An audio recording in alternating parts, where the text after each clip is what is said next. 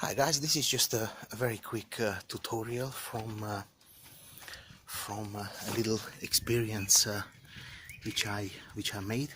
This is an old chopped up truck rim, and I've got it on aluminium pot, an aluminium pot, and I've got here some leftover wood from the building side and all this stuff.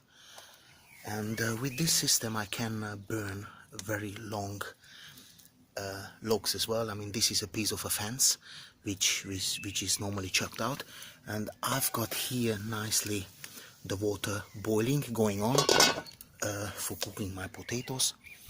Next to no smoke, so no issues with the neighbors, and completely free energy. And on the top of it I don't need to take it to the dump, the wood, because I just repurpose it. So I hope you enjoyed this video, and this is how it's done. There's even space for another pottery. If I find another rim, we will be ready and good to go. Thank you for watching. Like, comment and share.